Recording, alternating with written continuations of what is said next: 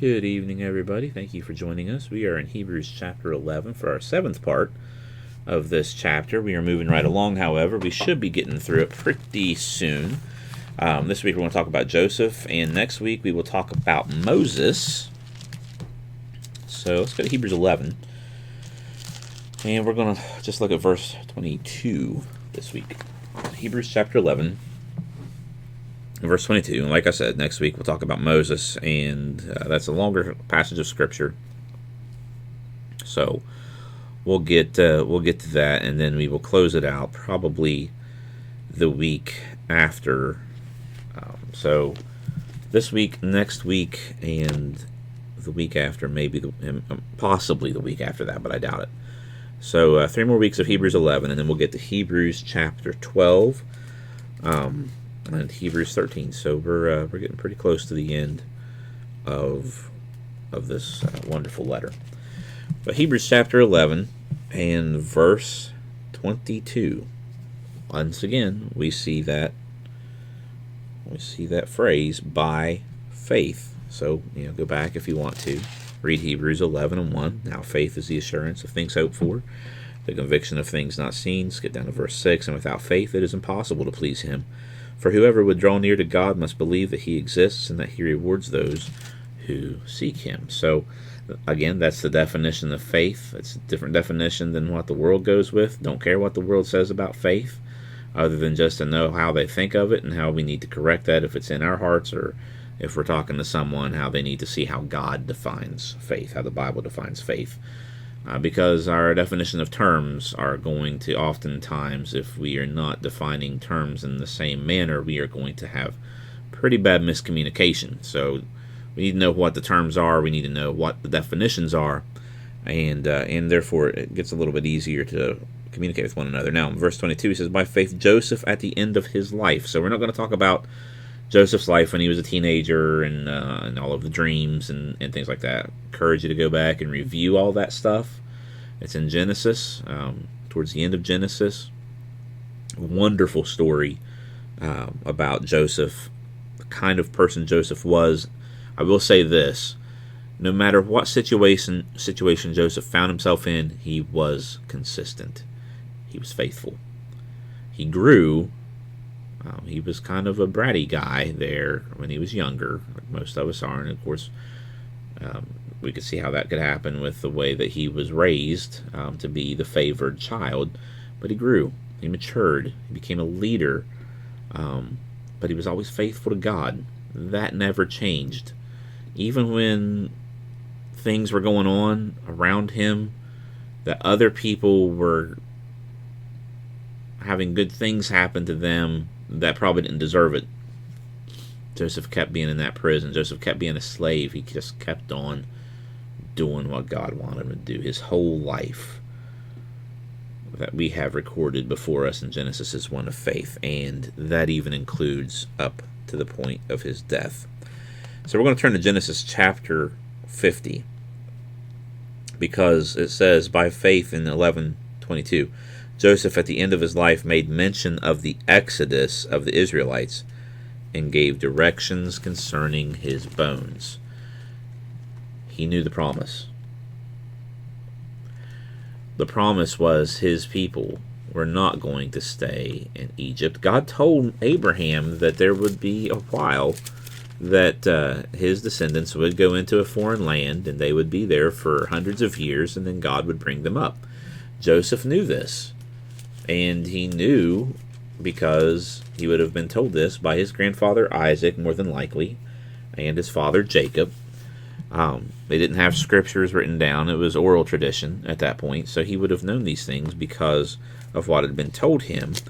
And even while he is second in command of Egypt, he realizes that his family is going to inherit the promised land. Even when they come down to be saved from the famine, Joseph knows his family is going to be saved and preserved, no matter how bad things are going to get. And things do get pretty bad. It's about as bad as they can get for the Israelites for a while. God's going to save them. He's going to deliver them. He's going to bring them to the land that he had promised to Abraham, Isaac, and Jacob. That's faith. Someone say, well, he didn't know it was going to happen for sure. What is assurance? Assurance having scientific evidence laid out before you. How often does that work? You say it works quite a bit. Sure, but it doesn't always work. We live in a time period where we don't believe in anything unless we have scientific proof. What is science anyway? The word science just means knowledge, and it's not always knowledgeable. We hear people saying, oh, science is back, and then we hear other things about how we can't tell what a boy is or what a girl is. And the other day I read about a representative in our government saying we needed to get carbon dioxide out of the planet's atmosphere. If we do that, then the plants can't breathe.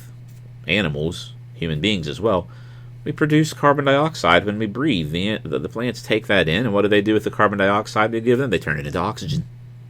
That's science. A lot of people don't know what science is anymore. They just use it to try to get political power over someone else. What's faith? Well, faith is the assurance of things hoped for, the evidence of things not seen. It's not something that we walk out on a limb blindly or leaping blindly. It's something that we are able to take. Now, someone will say, well, how can we do that? Because we have eyewitnesses for thousands of years. And I know that in our world today, people want to say that the folks that lived thousands of years before us, or even hundreds of years before us, were nothing but a bunch of superstitious primitives.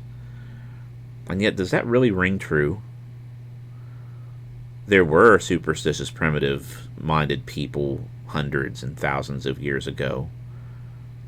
But then again, there were people that were far more intelligent than any of us living hundreds of years ago and even thousands of years ago.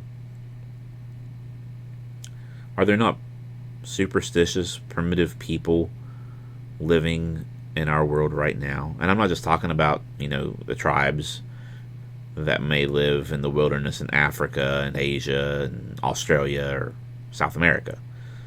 There are superstitious, primitive-minded people that live right here in the United States of America, arguably one of the most technologically advanced nations on Earth. I'd say probably is the most technologically advanced nation on Earth, except for maybe a couple of exceptions. It has nothing to do with stuff. And then there are people who are crazy smart, people who have looked at the evidence and seen that what is before us is true.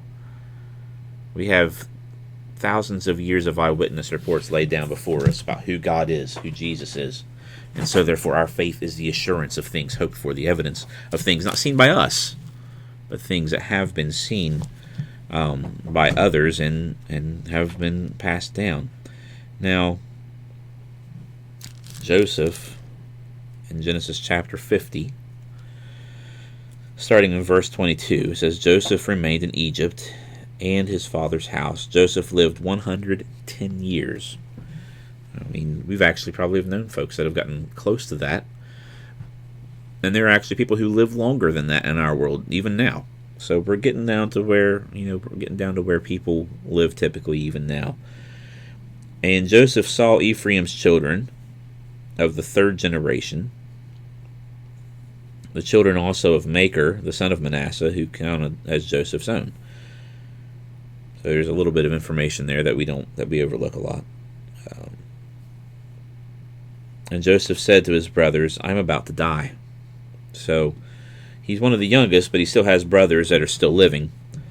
But God will visit you and bring you up out of this land, to the land he swore to Abraham, to Isaac, and to Jacob. And Joseph made his sons of Israel swear, saying, God will surely visit you, and you will carry up my bones from here. And so Joseph died, being 110 years old. They embalmed him, and he was put in a coffin in Egypt. Now, I want you to look at those last three words. And I'm just going to make an interesting point. This is where I'm going to geek out a little bit this week. Those last three words, coffin in Egypt. What does that signify? It signifies death. It signifies the end. If you go back to Genesis chapter 1 and verse 1, what are the first three words? In the beginning. What's that signify? Life. Creation. So you have bookends, life and death in the book of Genesis. But in between, you have faith, you have struggle.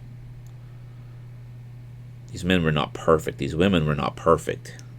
They struggled. They had difficult times, like you and I do. They got sick. They lost their loved ones. Jacob lost his beloved wife, Rachel. His son was taken from him for years and thought he was dead, eaten by animals.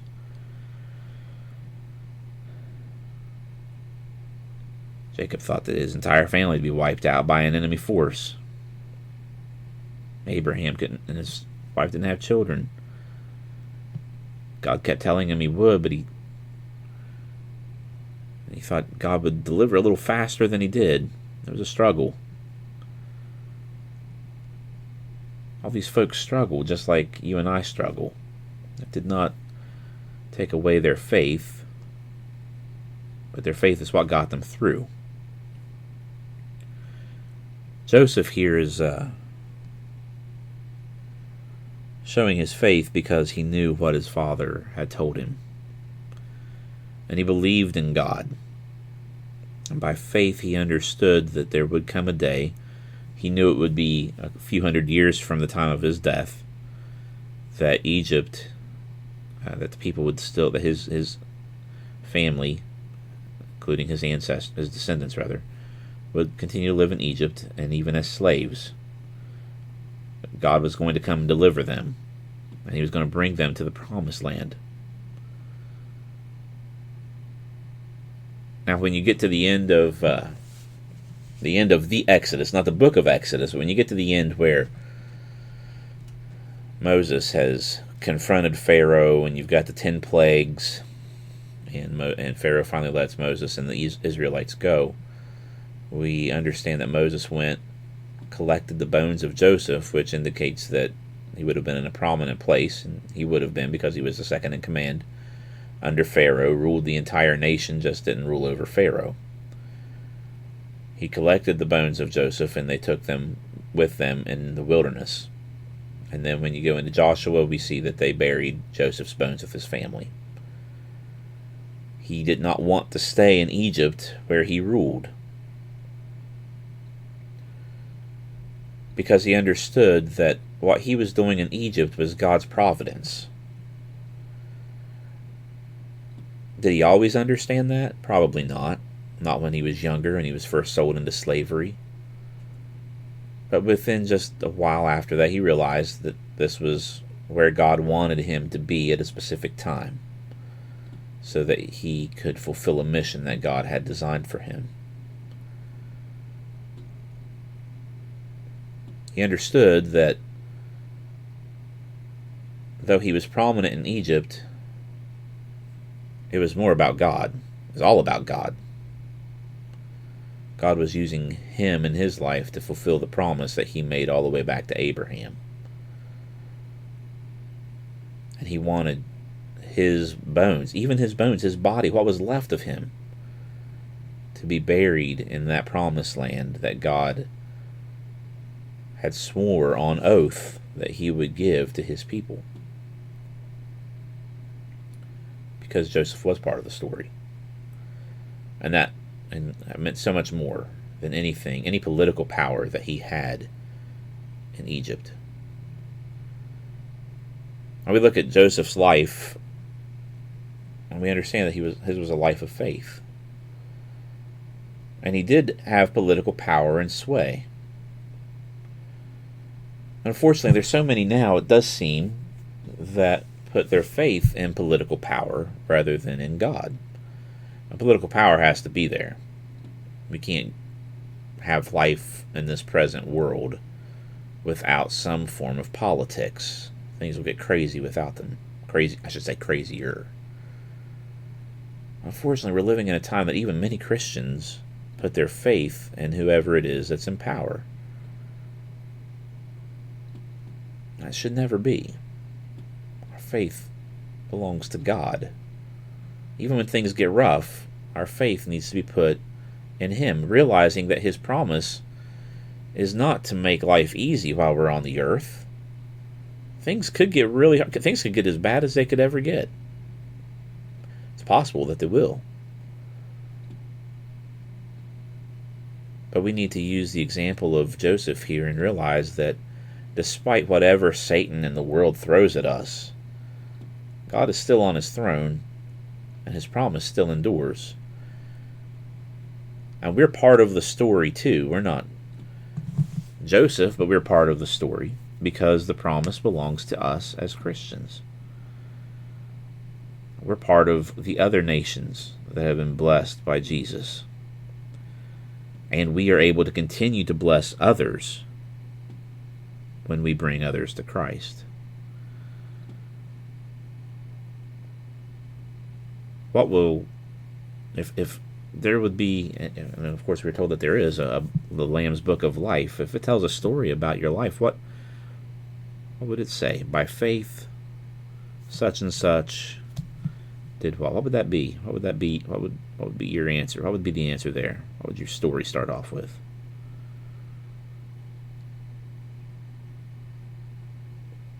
Certainly would start off with, if you're a Christian,